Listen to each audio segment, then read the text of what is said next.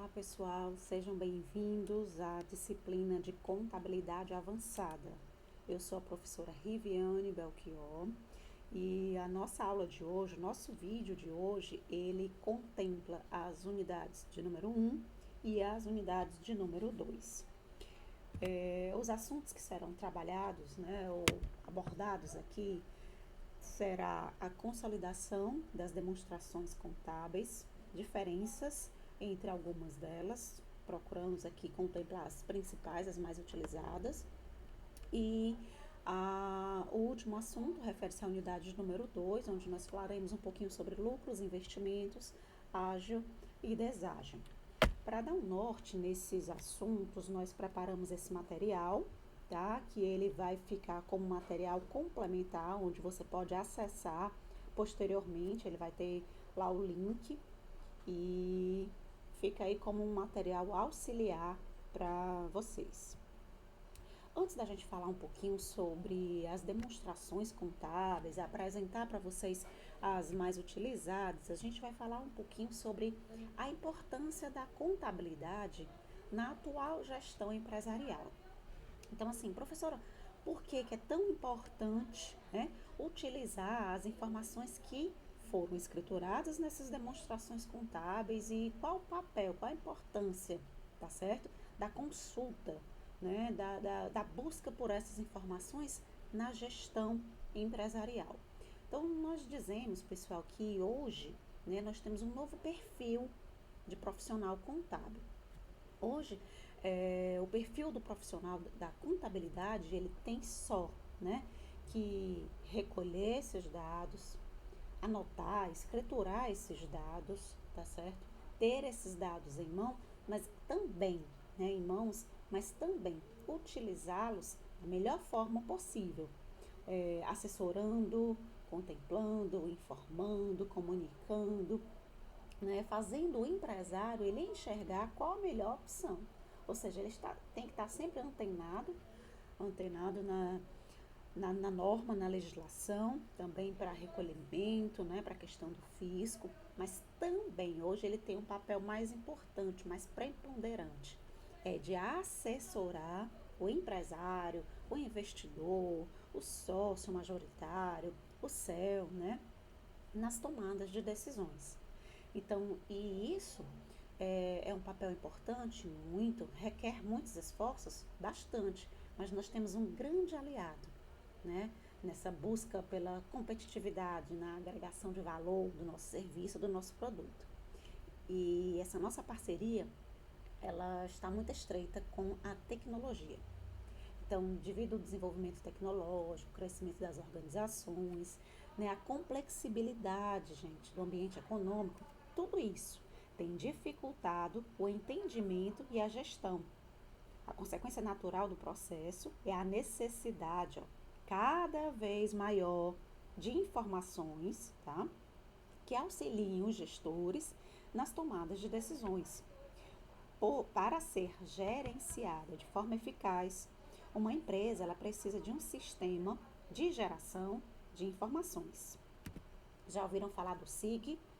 O mais popular, o comumente utilizado é o Sistema de Informação de Gestão.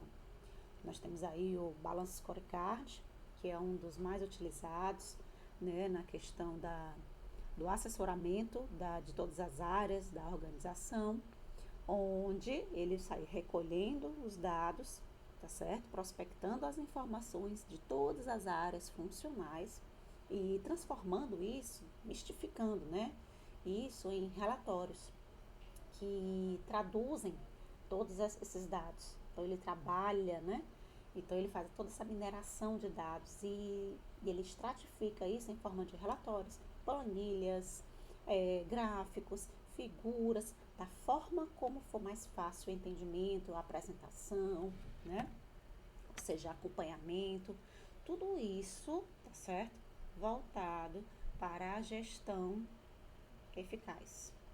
Então, nesse sentido, a contabilidade ela deve estar sempre apta para auxiliar, tá, na administração dos negócios com informações, não apenas para a normatização, não apenas para atender a legislação fiscal, mas informações que sejam capazes de refletir o valor econômico dos resultados.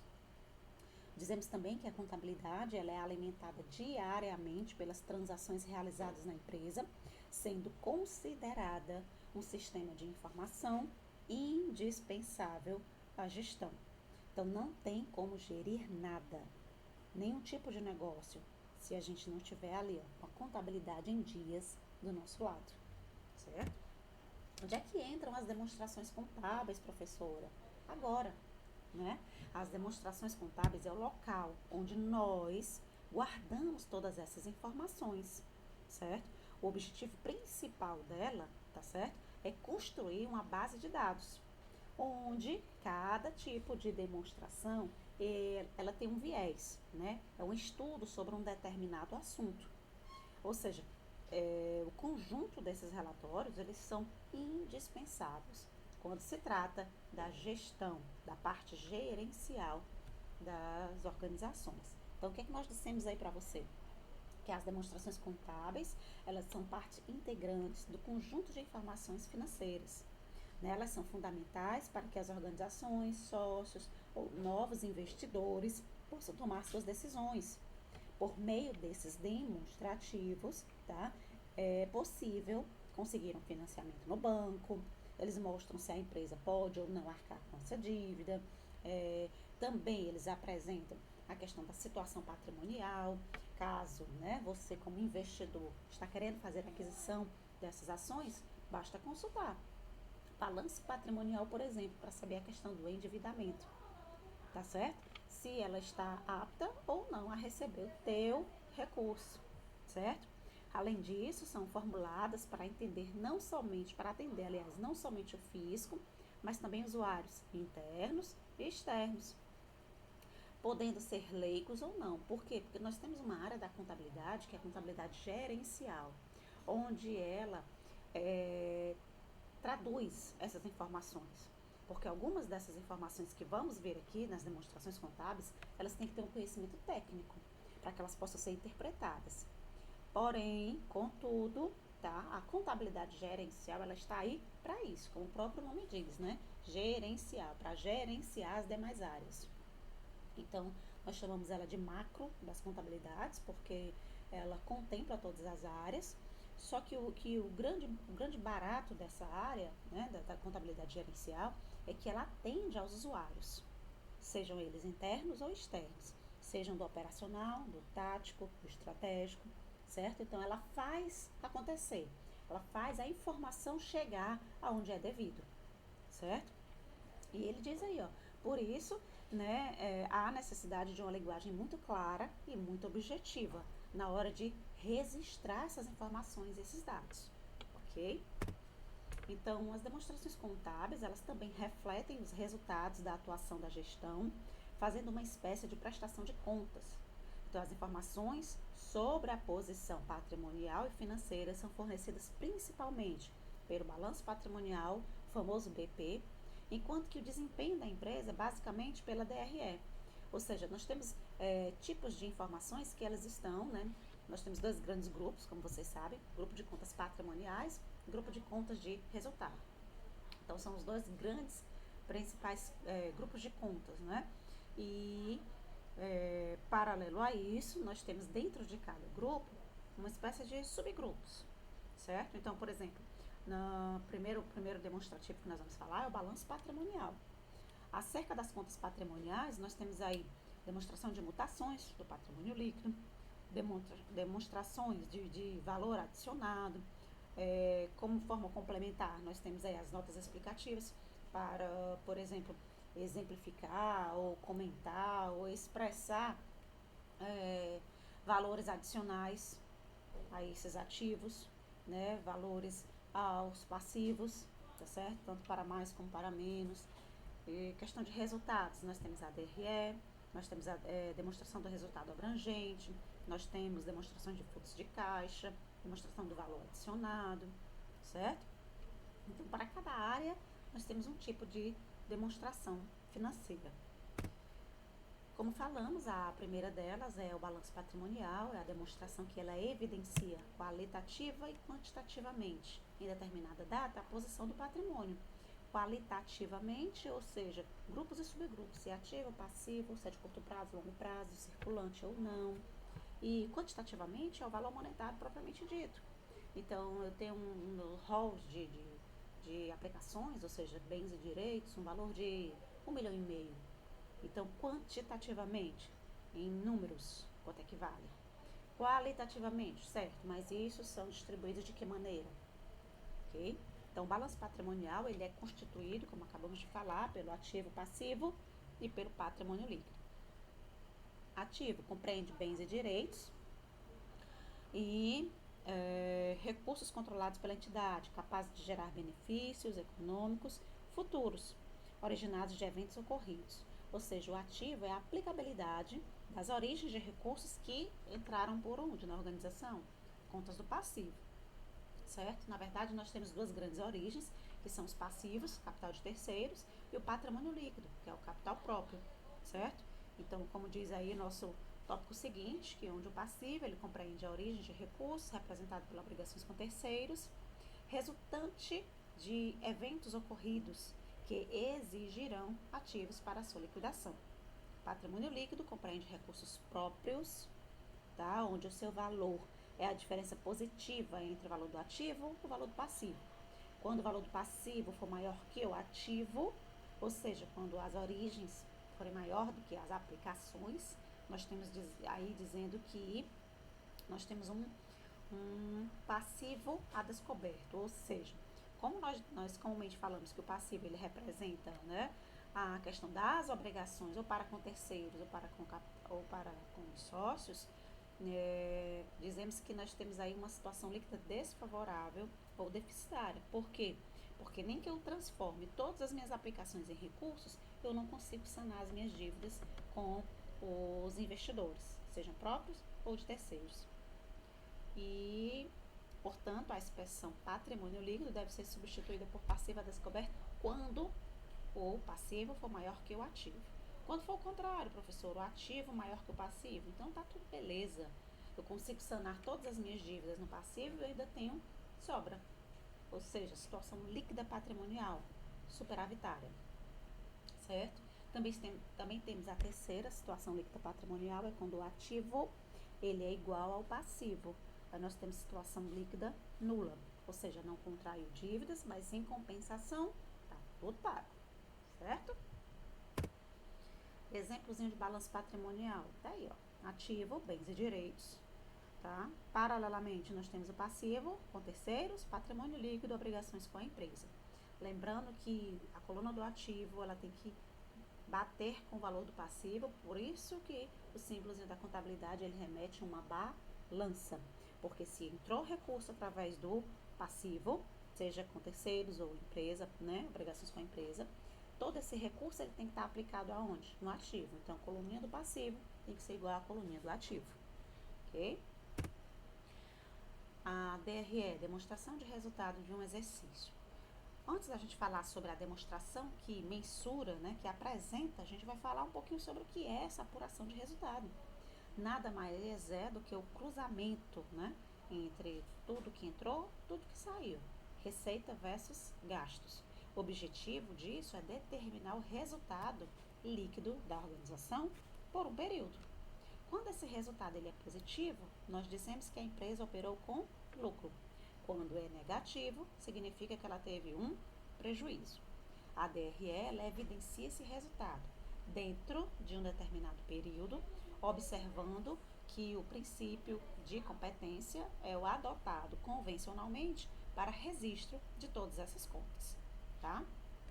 Pela lei, esse relatório ele é obrigatório para todas as empresas, apenas com exceção do MEI, que deve ser feito, né, anualmente, ou seja, após o encerramento do ano calendário, o ano, o ano competente, e que o período compreendido é de janeiro a dezembro. A importância desse documento ela vai muito além do que apenas o cumprimento das exigências, né, contábeis e fiscais. ter esse controle é essencial para dar continuidade dos nossos negócios. Então, se eu não souber minimamente se eu estou tendo dentro daquele período lucro ou prejuízo, eu estou confundindo receita com lucro, ou seja, tudo que entra com as minhas vendas são as receitas. Mas isso eu posso chamar de lucro, porque eu tenho que amortizar diversas contas até o resultado operacional. Que tipos de contas, professor? Essas continhas aí, ó, por exemplo, certo? Então, eu tenho que fazer a amortização dos custos, das despesas, dos impostos, das participações, das doações, para só então eu chegar ao lucro líquido operacional, tá? Terceira demonstração é a demonstração de mutação do patrimônio líquido. Então, como o próprio título já sugere, né? Que são as continhas do patrimônio líquido? Capital social, lucros, reservas, tá certo? Ações em tesouraria. Então, ele apresenta, aliás, ela apresenta toda a movimentação ocorrida, tá certo? Nas contas que compõem o PL, fazendo clara indicação do fluxo de uma conta para outra, indicando a origem de cada acréscimo, tá certo? Durante aquele período que nós chamamos de exercício social, ou seja, é comumente de janeiro a dezembro. Inclusive, ele apresenta também, tá, a formação e a utilização das reservas, ou seja, aqueles recursos que não são derivados do lucro. De acordo com o artigo 186, né, parágrafo número 2 da Lei 6.404, a empresa ela poderá, por opção, incluir a demonstração de lucros ou prejuízos acumulados na demonstração de mutações, na DMPL, tá certo? Ou seja, tornando-se esta desnecessária a sua elaboração. Coloquei aqui, ó, uma demonstração de como seria a composição, certo? Então, nós colocamos aí algumas contas, ó, capital social, reservas de capital, reservas de lucro, colocamos lucro ou prejuízos acumulados dentro desse período, tá? E colocamos, ó, saldo do exercício anterior, ajustes, ou seja, acréscimos ou decréscimos, certo? Integralização de capital, caso haja, e o resultado líquido do exercício, certo? No final do determinado período. Demonstração de valor adicionado é a demonstração contábil que se destina a evidenciar de forma resumida dados e informações do valor da riqueza gerada em um determinado período. O valor adicionado ele é contabilmente calculado por meio da diferença entre receitas de vendas e os bens e serviços adquiridos de terceiros. Então, a demonstração do valor adicionado tem o objetivo de evidenciar o cálculo do valor adicionado e demonstrar como esse foi distribuído entre os diferentes segmentos, tá, da sociedade que contribuíram para a obtenção desse valor. Governo, financiadores, trabalhadores, proprietários. Como é isso, professora? Tá aqui, ó. Então, descrição dos valores que foram adicionados. Bom, receitas, mercadorias, provisão para devedores duvidosos, receitas não operacionais, ou seja, não oriundas da atividade principal, tá certo? Insumos adquiridos, né, incluindo os valores do IP e do ICMS. Matéria-prima, custo da mercadoria vendida ou serviço, né? Materiais, energia, perda e recuperação de valores do ativo. Então, o valor adicionado bruto seria receita menos, tá certo? Os insumos adquiridos. Aí nós teremos aí as retenções, depreciação, amortização e exaustão, caso haja, né? Depreciação sobre o ativo imobilizado, amortização intangível e a exaustão de recursos minerais, ok? Então, são as contas dedutoras, né? Ou amortizadoras que nós teremos que fazer até encontrar o valor adicionado dentro daquele determinado período. Então, esse seria o script, né? Seria o modelo desse tipo de demonstração. E, por fim, a gente vai falar um pouquinho sobre as notas explicativas. Elas, assim, são muito claras, né? Elas fazem parte, elas acompanham as demonstrações contábeis, sim. E as informações que devem estar integradas a elas são informações relevantes, que complementam tá? As informações que já estão nas demonstrações contábeis.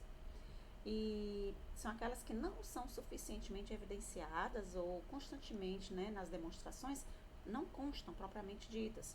Incluem informações acerca de natureza patrimonial, financeira, legal, fiscal, critérios utilizados para a elaboração das demonstrações, certo? Normalmente, nas notas explicativas, são utilizadas com maior frequência por sociedades que precisam publicar essas demonstrações, justamente, né, para que possa tornar claro as informações que lá constam.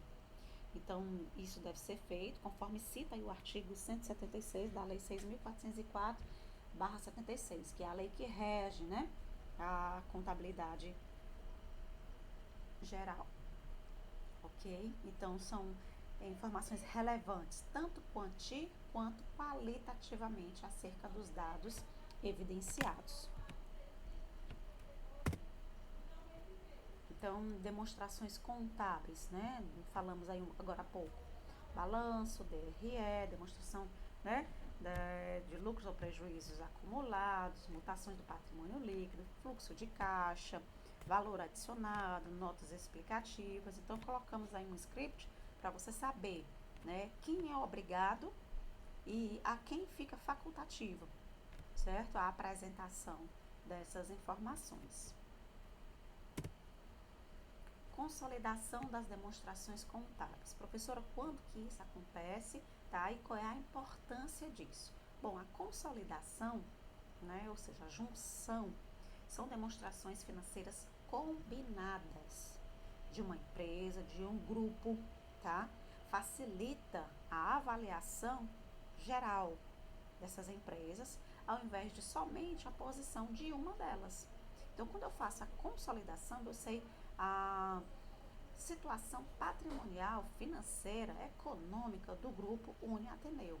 Nós temos diversas sedes, certo? Ao invés de eu estudá-la separadamente, eu fazendo a consolidação, eu sei a saúde financeira do grupo inteiro. Então, de acordo com o Conselho Federal de Contabilidade, as demonstrações consolidadas resultam da agregação das demonstrações contábeis de duas ou mais entidades, das quais uma tem controle direto sobre outras, né, sobre as demais. Assim, podemos concluir que as demonstrações contábeis consolidadas combinam as demonstrações financeiras das entidades juridicamente distintas, controladas por uma empresa mãe, em um único conjunto de demonstrações financeiras para todo o grupo. Por exemplo, nós temos uma controlada mãe, que é a sede messejana, de lá que parte as ramificações das demais sedes, certo? Então, é como se nós concentrássemos nossos esforços nessa unidade, porque é dela, né, que é o pilar para todas as demais. Então, podemos dizer que quando falamos em princípios gerais relacionados às demonstrações financeiras consolidadas, temos a demonstração contábil consolidada, ela deve essencialmente, tá, fornecer uma imagem verdadeira da situação financeira. Ela precisa fornecer uma visão clara sobre o requisito de informações para as partes interessadas, certo? Também temos que ressaltar que os controllers, né, as pessoas que controlam, que gerenciam a parte contábil, elas possam analisar se a gestão econômica financeira está no rumo certo, que com essa análise possa ser possível corrigir desvios o quanto antes do grupo, tá certo? Que serve também de apoio para investidores avaliarem se o investimento no grupo é seguro e qual a sua rentabilidade ou o seu risco, né? Também a avaliação da controlada e das suas controladoras, né, seja transparente, para que os credores também possam fazer essas avaliações à garantia de capital emprestado, certo? Então, tem esses benefícios. Prestação de contas de outras realizada pela consolidação envolve, né, o que é que nós temos que divulgar? A demonstração do resultado do exercício, demonstração do resultado abrangente, mutação do patrimônio líquido, fluxo de caixa, valor adicionado, certo? Relatório, se houver, de auditores independentes, ou seja, os auditores externos, se houver, né? Parecer do Conselho Fiscal, relatório de comitê de auditoria, caso haja, nesse caso aqui, interna. Então, todas essas informações devem constar, tá certo? Direitos que dão ao investidor o poder de ser investido, ou seja, exemplo de direitos que individualmente ou combinados podem dar poder ao investidor. Direitos em forma de voto, direitos de nomear, realocar, destituir um membro, direitos de nomear ou destituir uma outra entidade que pertence ao grupo, certo? Direitos de instruir a investida a realizar transações ou vetar qualquer mudança a essa transação. Direitos também, tais como direitos de tomada de decisões especificados em contrato da gestão, que deem ao titular a capacidade de dirigir determinadas atividades relevantes ao grupo. Que mais? Utilizadas, né? Utilidade das demonstrações contábeis consolidadas para uma finalidade societária e fiscal. Não há influência fiscal, o imposto sobre o lucro ele é individual, não pode haver compensação, né, tributária, dividendos calculados sobre o lucro de cada empresa, demonstrações consolidadas para investimentos ou credores, mostra a situação mais criteriosa e transparente em relação aos créditos, tá certo? Além disso, também oferecem dados adicionais para análise como índice de liquidez, endividamento, lucratividade, potencial do grupo, geração de recursos, todos esses índices aplicáveis, tá? A controladora e a cada controlada pode ser analisados e comparados com os índices consolidados. Então, conforme Pérez Júnior, tá? Essas são as principais utilidades em cada área da gestão. A nível de administrativo gerencial, a consolidação das demonstrações, ela melhora a administração e gerenciamento dos recursos, muito claro isso. Fluxo de caixa global, avaliação das necessidades de recursos, né, de terceiros ou de acionistas, melhor avaliação de desempenho, tanto isolado, caso eu queira desmembrar, ou global, do grupo todo, e o melhor planejamento tributário para cada unidade. Colocamos aí algum exemplo de como é que funciona, por exemplo, temos a empresa A, a empresa B e a empresa C. A empresa A, ela controla 100% da empresa B. A controla a C indiretamente. Por quê? Porque a B, ela tem 90% do controle da C. Então, se eu controlo 100% da B e a B 90% da C, o A controla a C indiretamente, por meio da subsidiária B, certo? Vamos falar aqui um pouquinho sobre lucros, investimentos, ágil e deságil. O conceito de ágil, né, na contabilidade, ele nomeia o valor a mais cobrado por uma mercadoria ou serviço durante uma determinada operação. Ele pode ser considerado como o lucro de uma empresa que está por trás dessa operação, ou seja, o ganho adicional. Trata-se de uma expressão bastante comum na linguagem financeira, apesar de a maioria, né, das pessoas não terem nenhuma noção clara do seu significado. Por isso que o ágil ele acaba sendo um dos principais motivos do endividamento do cidadão. Para entender melhor, a gente colocou aqui um exemplo prático, né? Quando uma pessoa, por exemplo, adquire um produto dividindo o pagamento em 12 meses. Para fazer o parcelamento, pode ser cobrado um valor a mais, tá certo? A cada mês, chamado de juros, na forma de percentagem. Então, vai dividir em 12 vezes, vai ter um acréscimo aí de 15%. Ao final do pagamento, haverá uma diferença entre o preço inicial e o preço final. Esse valor é chamado de ágio, a quantia adicional cobrada na forma de juros, certo?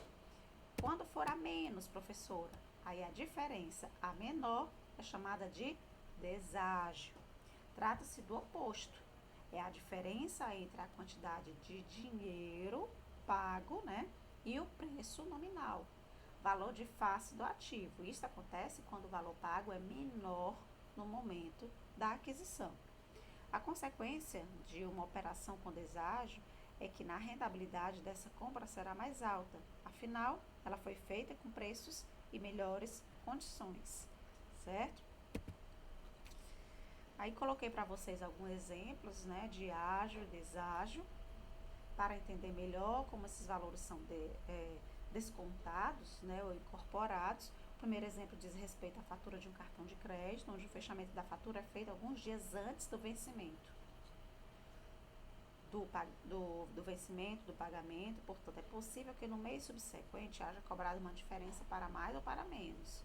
Diz respeito à variação da taxa praticada pela instituição.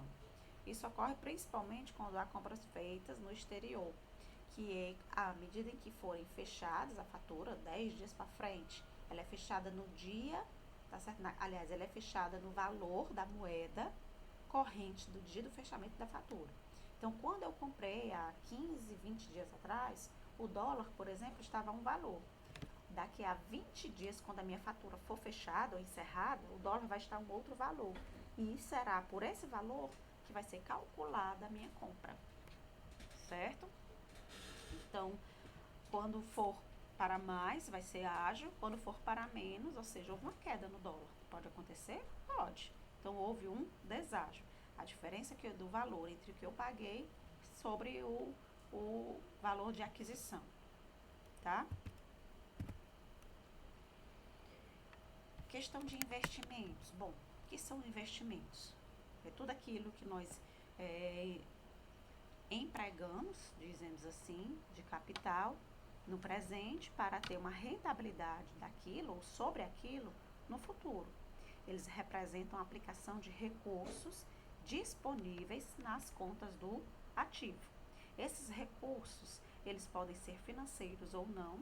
Nós podemos investir em outras aplicações, em ações, bens móveis, imóveis, certo? O investidor ele só realiza uma aplicação se o retorno for positivo, correspondendo aos benefícios, né, representados por juros ou por lucros. Qualquer item, né, apresentado no ativo da organização que represente um retorno ao acionista pode ser aplicado, tá? E pode ser chamado de investimento. Pode ser de curto prazo, pode ser de longo prazo, ou seja, circulante ou não circulante, pode ser operacional ou não. Ou seja, operacional é quando ele está estritamente relacionado à atividade principal. Posso fazer a compra de uma máquina ou não. Posso comprar um terreno para expandir a sede da empresa ou não, investir em um outro segmento, tá certo?